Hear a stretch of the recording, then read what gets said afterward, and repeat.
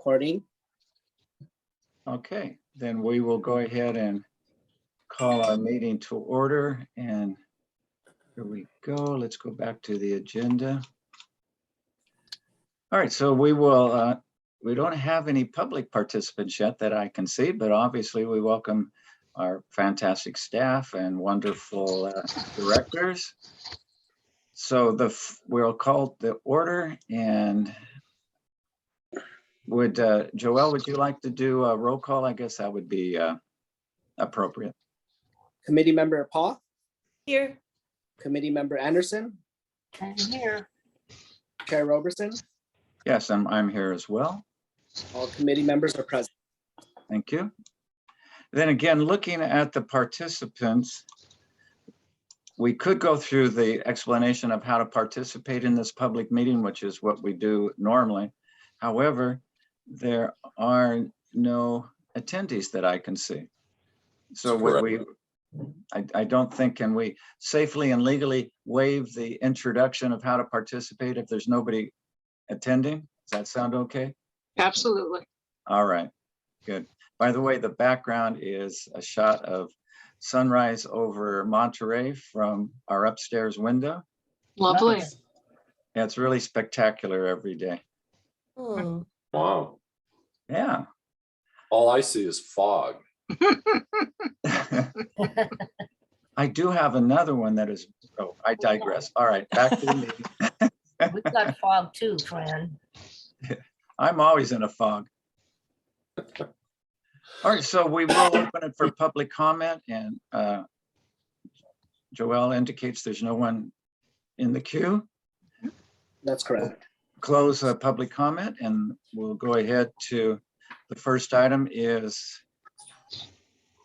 the adoption of the minutes from January 13th. If there are no corrections or additions, I'm open to a motion.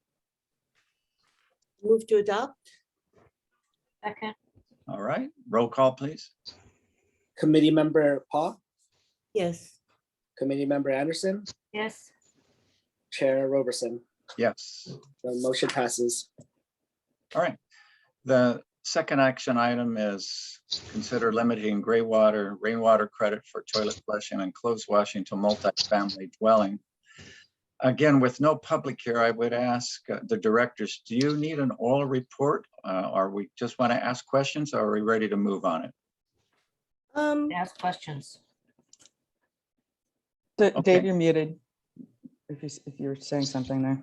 Yeah, I just wanted to say we had spirited conversation over this topic at the Technical Advisory Committee yesterday.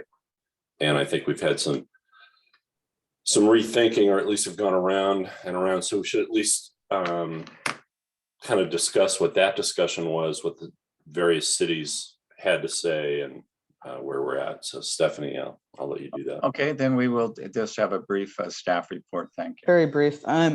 So I'm going to assume you all read your staff report, because I think I laid out the potential issues with gray water systems in that, although I did leave out one thing that I mentioned yesterday, which has to do with the fact that your toilet needs a certain amount of supplemental water flow that comes from your sinks or shower tubs to help push the waste out to the sewer line.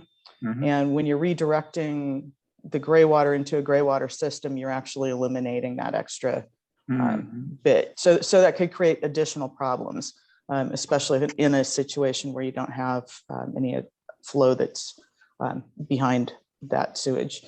So yesterday's discussion kind of turned in a different way than what I had hoped it would.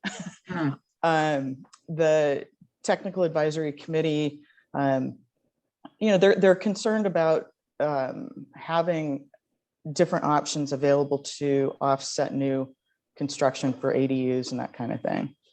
And so when we added this gray water credit to our list of items that are available to offset new uses, that may potentially help somebody at some point. And so I think that was kind of the position of the TAC, was not to remove a water credit option.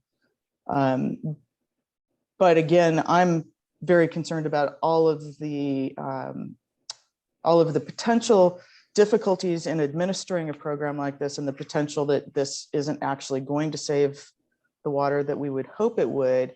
And I just really feel strongly that right now it's premature to implement this type of a credit program, given the implementation issues, the lack of existing systems.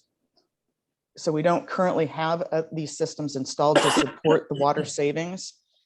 And then I have a concern about the ability to fulfill that capacity requirement that would be needed for a water credit.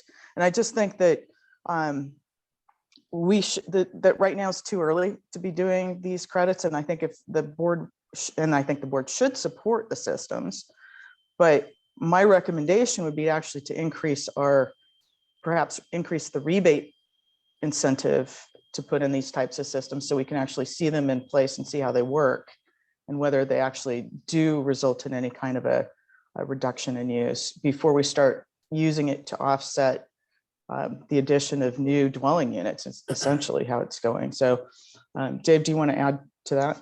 Yeah, just excuse me briefly. The theory is, when you think about it, if you've got a 2 gallon per minute shower head, right, and you take a 10-minute shower, you're going to have 20 gallons of water sitting in your gray water system.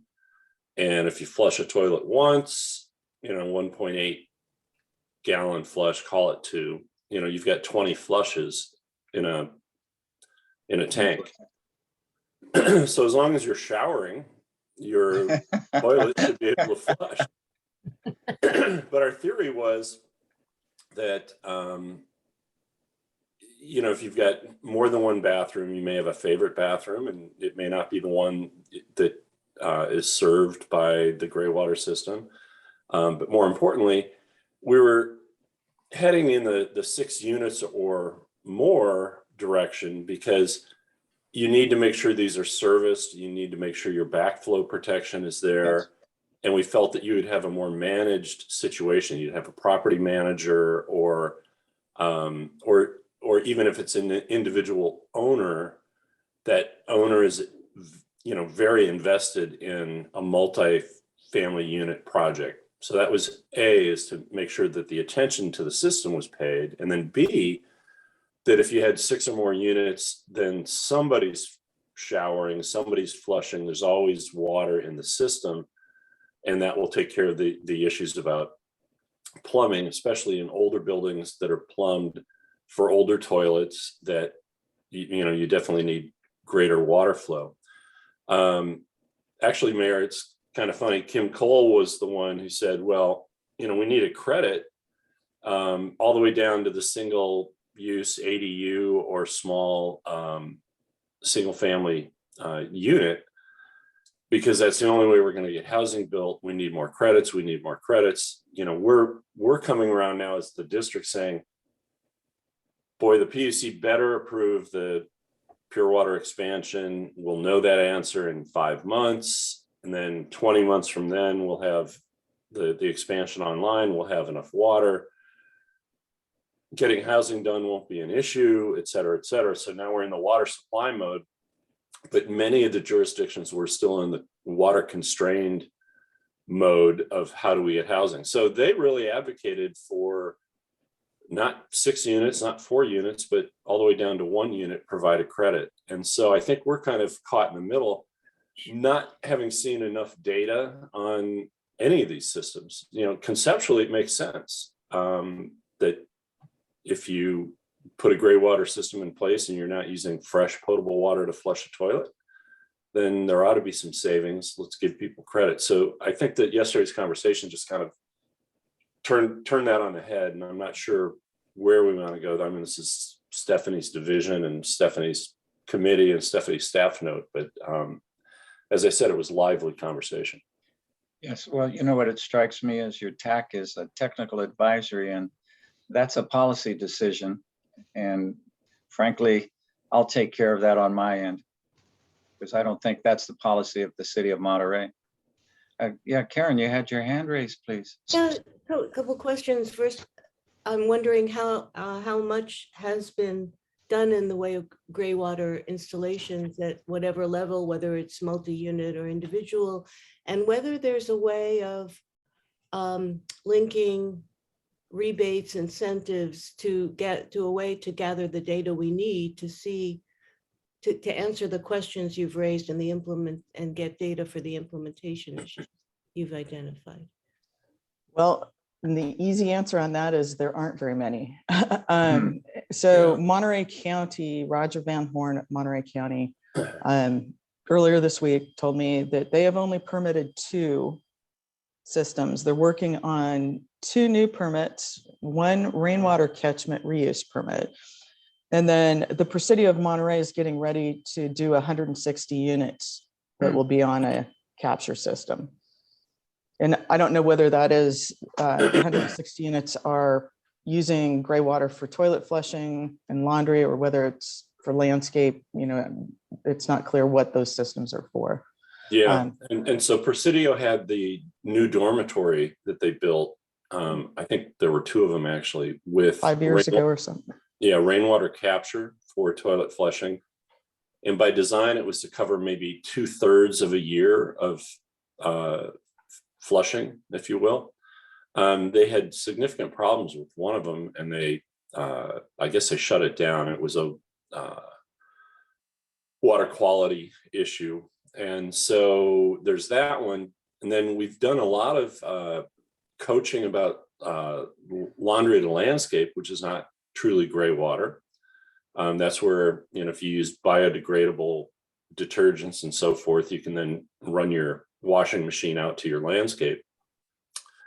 Marianne Leffel's home, her husband Hal plumbed a significant rainwater catchment system, but it's only used for, I think it's a washer, clothes washer system. I don't know if I think it's a clothes washer and 1 bathroom. Mm-hmm. And then you've got a house, I remember going down into the crawl space in Carmel that also has a rainwater catchment system, but it's not a true gray water system. You know, a true gray water system is taking your shower, taking your lavatory sink, and then using that for flushing toilets. And we just, we really haven't seen that many of them. And even the 2 that Roger Van Horn may be referring to, I don't think we've seen or gone to inspect. No, we haven't issued anything at this point. Yeah. Yes, Okay. Amy, please.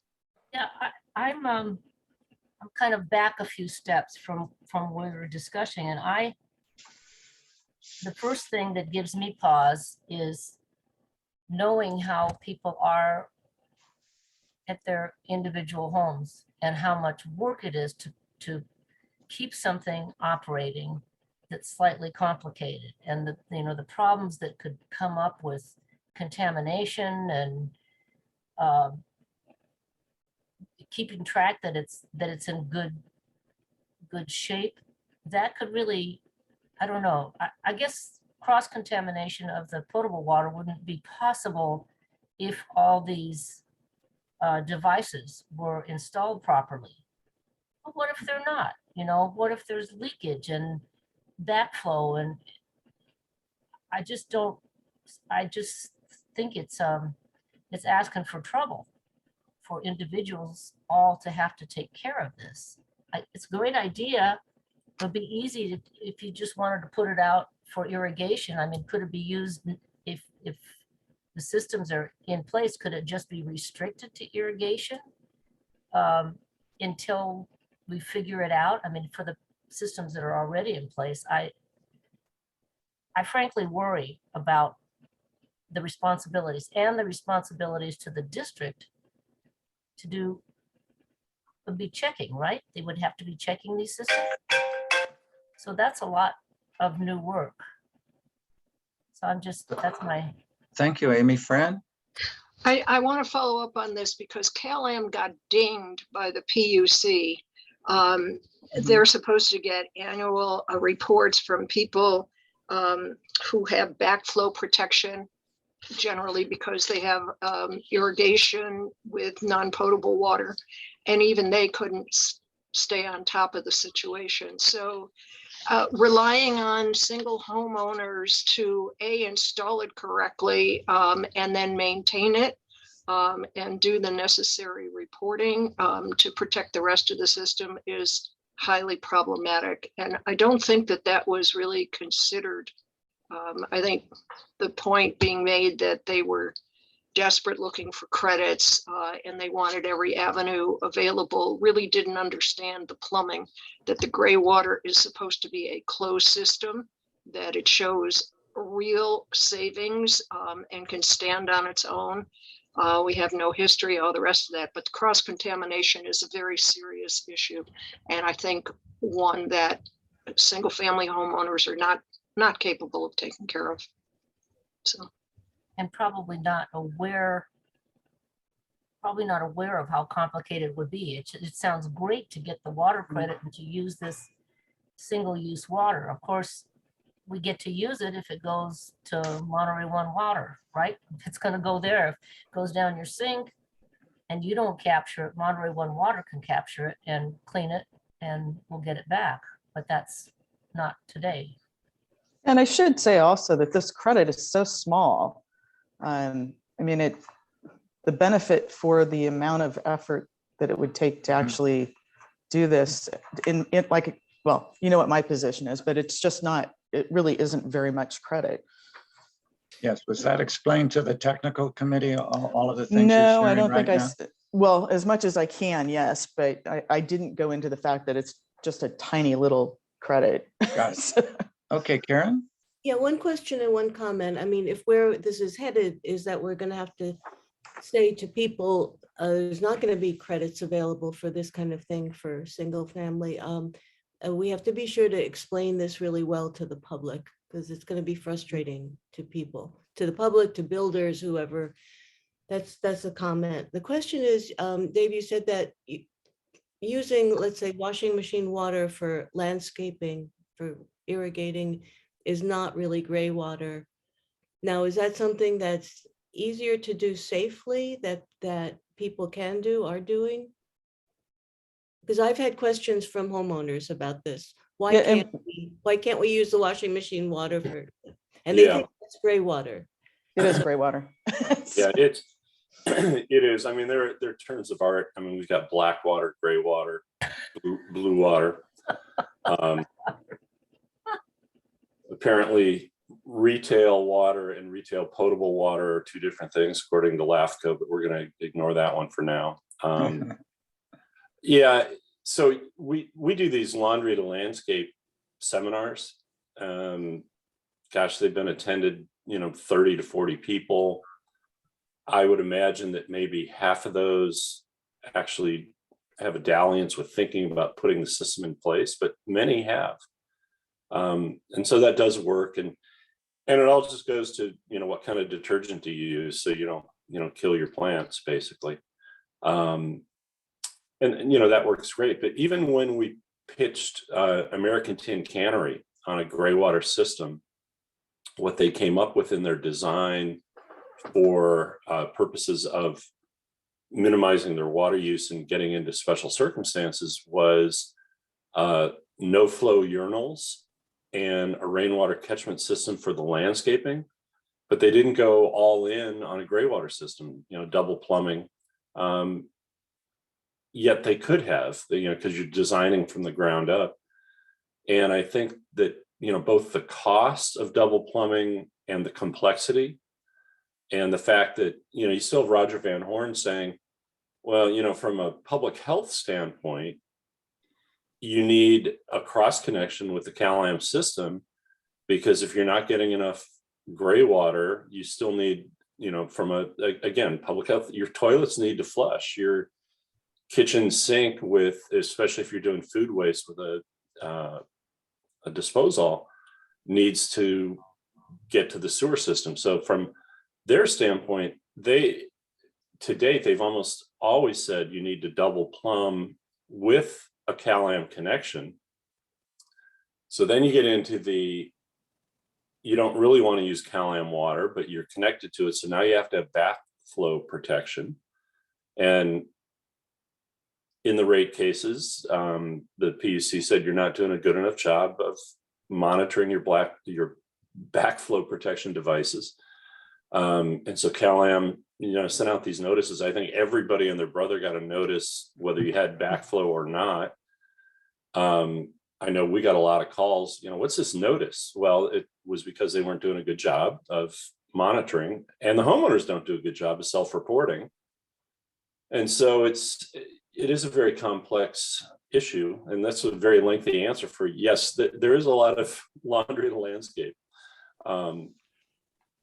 but not as much as I think we think is out there, given the interest people have had.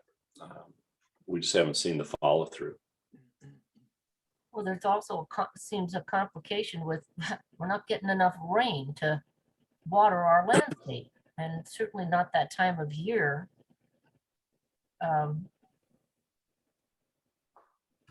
Yeah, we do issue a rebate for the gray water. So the laundry to landscape, if you plumb a bathroom for irrigation, it does require health department approval or the city's approval on that type of a system, but it's a simple system, so it's really easy to get approval on.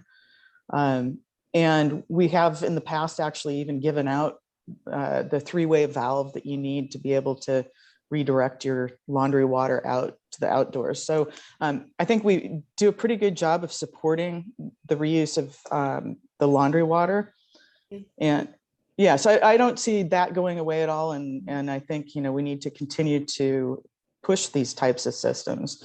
It's just when it comes to actually being used to offset new uses, I think that there's that big concern about that. And I just, when you look at the complexity of trying to do two plumbing systems, and particularly in an existing unit where, somebody's got to either, if you've got plumbing in slab, where concrete slabs down there, you can't replumb for that. I mean, there are so many different things I can see coming up now that I didn't ever anticipate until I started really looking at these systems and what the impact is on the staff and the jurisdictions and everybody else. So as if the I could discussion's offer, been going, I've been thinking, I would simply say, just from the talk, is someone who has 6 units or more, are they going to monitor this system any more than a homeowner is? No, their property manager isn't going to do that. How long is the property manager going to be there? Are they experienced plumbers? And so I understand the technical committee, they get these RENA numbers and the state mandates zoning and so on. So I get that, and pun intended, I think this whole thing is a diversion from the whole issue, which is pure Monterey 2. And Yeah. so there's no way we can, you can't, we learned a long time ago, and that is don't approve something that has so many conditions that are unenforceable. So I would frankly see no reason to give water credits for gray water at all. The benefit of gray water is it would reduce my water bill.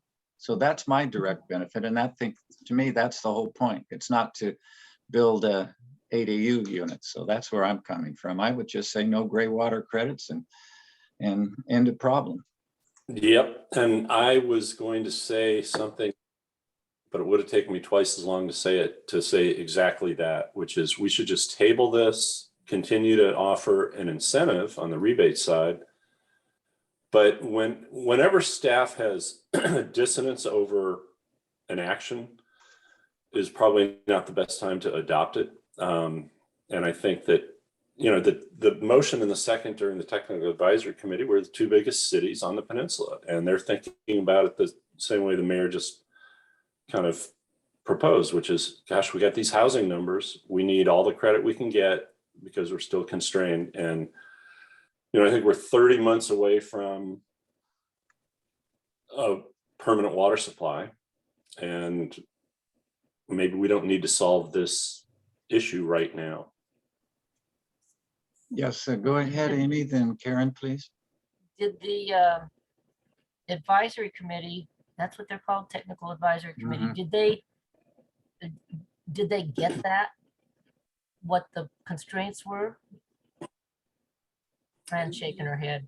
I don't know, Stephanie, and I don't think that they spent a lot of time on it. It was discussed, but most of the comments were, we need credit to build things.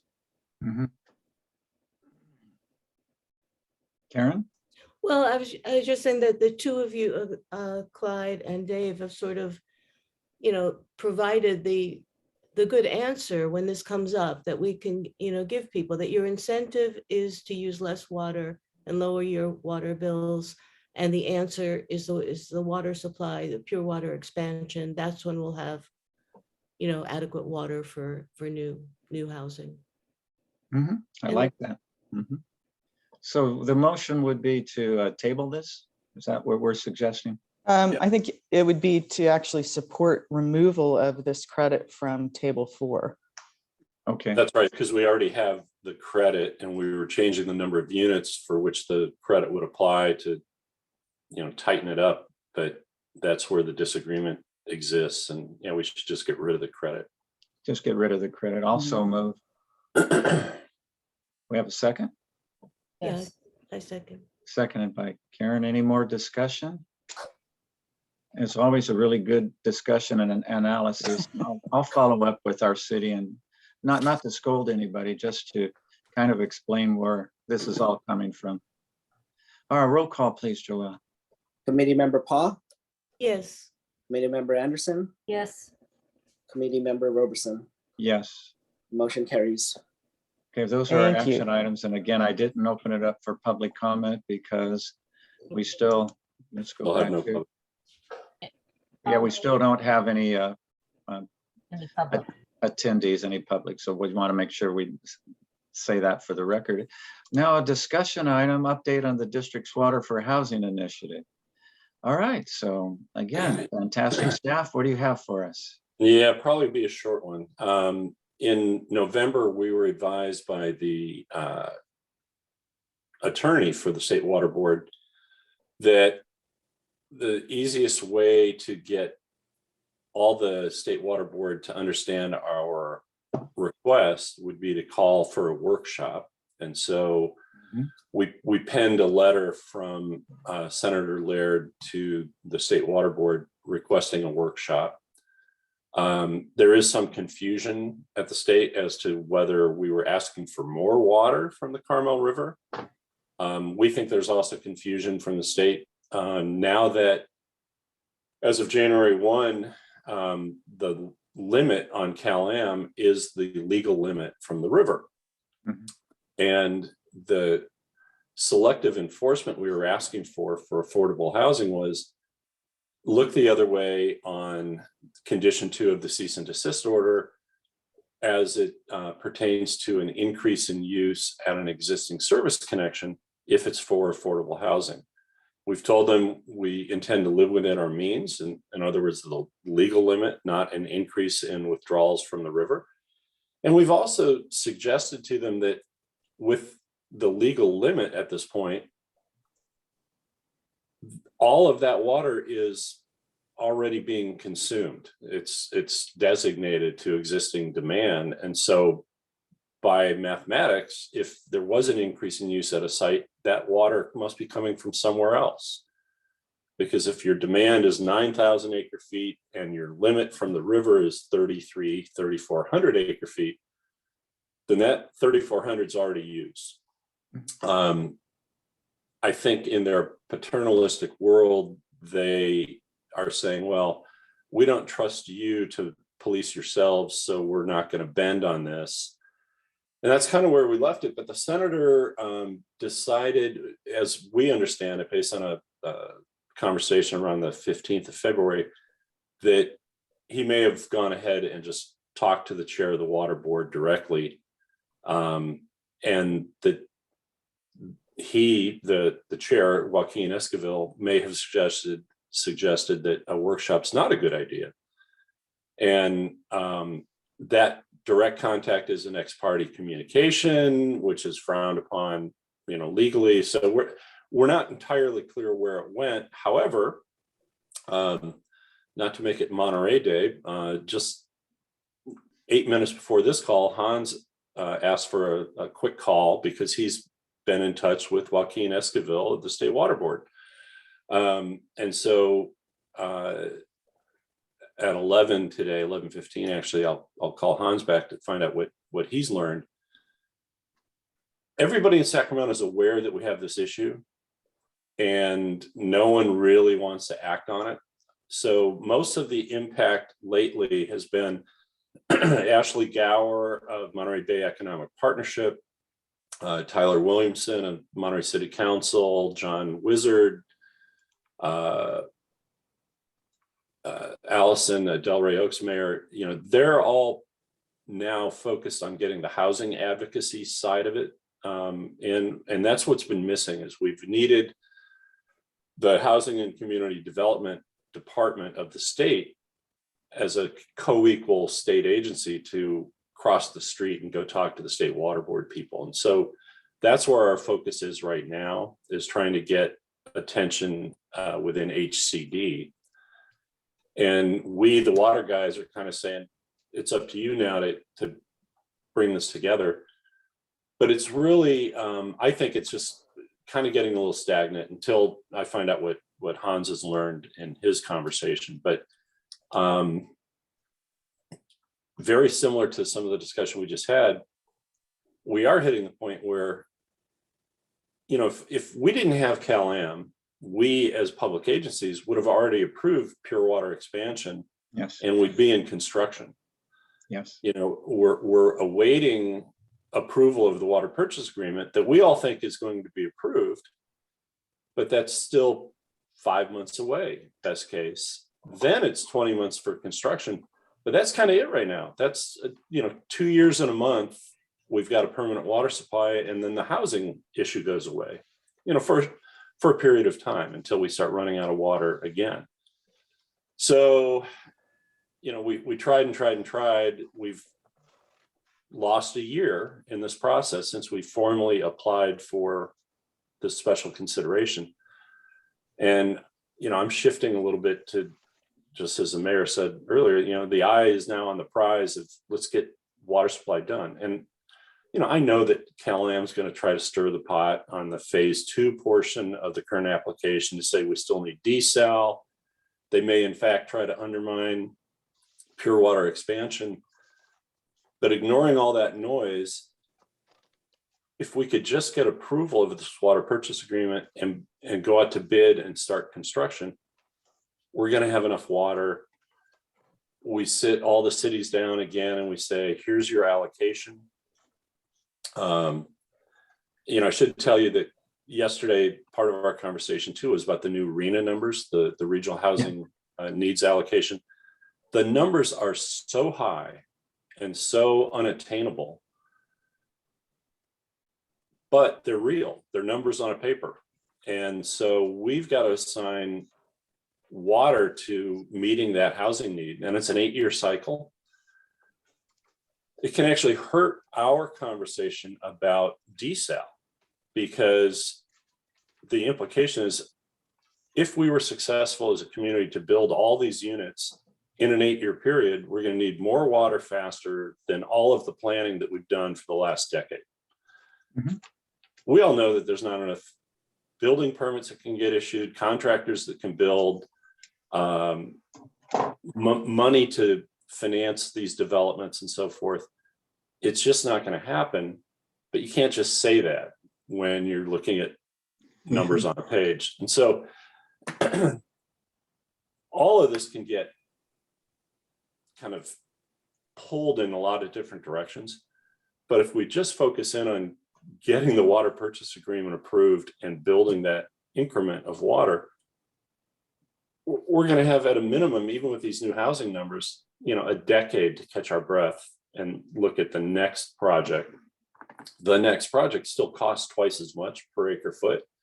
So we're doing the right thing by advancing pure water expansion. But a lot of these issues are, they're festering, and we've spent a year on this one. We've just spent a bunch of time on rainwater credit or gray water credit, and they're all going to get solved if we can just get to that next 2,250 acre feet. So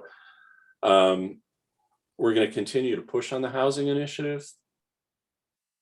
But as the water district, it's, you know, it's less a water issue than it is a housing issue. And so, you know, flipping it back to the beginning of my rant, if you will, it's up to the housing advocates at this point. You know, there's not a whole lot more we can do. We'll be supportive as the district, but we can't lead this except when it gets to the water board to explain where the water is going to come from and why it's not going to affect the river.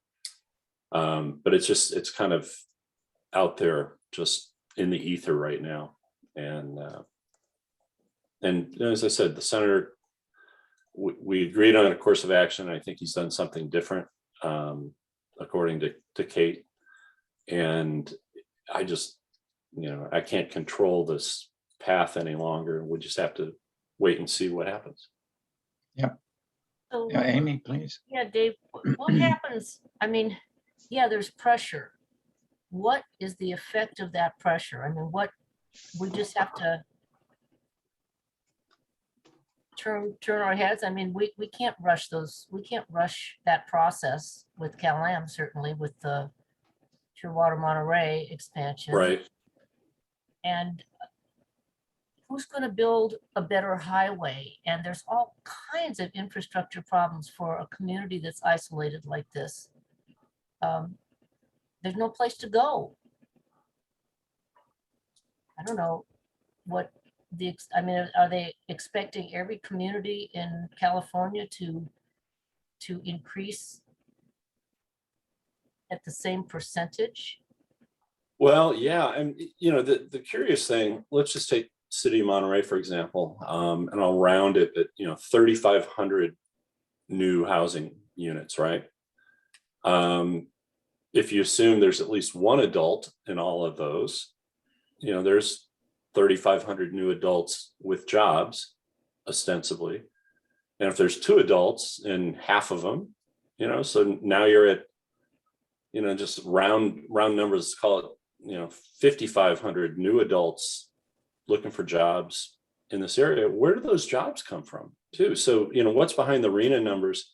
You know, the way it works is the state Department of Finance have their models and Housing Community Development have their models, and all the models project how much population will be coming to California. And then they say, well, where is it going to go? And they allocate it out to the counties. And then the Association of Governments, like in our case, AMBAG is 3 counties, Santa Cruz, San Benito, and Monterey. And they will then allocate down to the jurisdictions. And they say, here's how much housing stock you need to build to accommodate the influx of people coming to our state of California. And so every city across the state has some number of new housing stock that they need to develop. And, you know, for the last 5 years, the legislatures worked really hard to pull down barriers to this housing and make it easier, you know, kind of throwing out the need to pay for connection fees and certain impact fees, limiting the parking requirements and so forth. Really frustrating a lot of the local land use jurisdictions, honestly. But yeah, it's a number and they assign it to you and, you know, go build it. And so we've got to do all this stuff. But let me just give a little background. This this last time around, AMBAG was presented these numbers from the HCD, from the state. And this is, state basically said housing and community development said, you wealthy, quote unquote, coastal cities need to do more than your share. And so we actually, Carmel, Capitola, all the way down Pismo Beach, the whole central coast had higher numbers. And so that was interesting. Secondly, the requirement is we have to zone it. We don't have to build it. But the only negative part is the state potentially could withhold certain grant monies. They could penalize us. Well, so be it. When I brought this up at a neighborhood association president's meeting recently in our city, we have 16 of them. And the same questions came up, Amy, as you did. Well, wait a minute. Where are the roads? Where's the water? Where's the parking? Where's the sewer system? And where's the privacy? And then someone at a different meeting said, well, do you think it would fly in Carmel if you went 5 and 6 stories tall on your So part of this whole thing is we're going to be building 6, 7, 8-story apartment complexes. And so when that came up at a meeting, hey, Dave, you want to hear a rant? Mine can go on much longer than yours. And yours was very polite and calm, by the way. But it's crazy making. Yeah. And the whole, then, you know, how many times I've heard, well, you know what, everybody who works in Monterey should be able to live in Monterey. Okay. I don't disagree with that on a macro level, but my daughter and her husband live in Marina. They're both school teachers. She teaches in Seaside and he teaches in Salinas. And where are they going to live? All right, they get a job in Monterey, and then supposedly Monterey is supposed to provide housing for them. And then they move and don't live in Monterey anymore. This whole housing discussion needs a big dose of reality. And 40 million people can't all live on the Monterey Peninsula with a population of 100,000. It just simply doesn't work. But that falls on deaf ears for some of our housing advocates. And I'm not against housing. Monterey has made some really significant strides, but it's a little crazy making, but it does get off the whole subject. I would imagine at this point, probably the State Water Resources Control Board, Senator Laird, HCD, they're probably tired of hearing from us, frankly. They've kind of said, forget about it.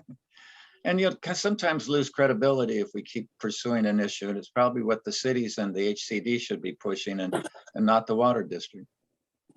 Anyway, I'm done. And I was just a brief preview, and it's okay if you disagree with me too. That's all right. Yeah, actually, Persuasive.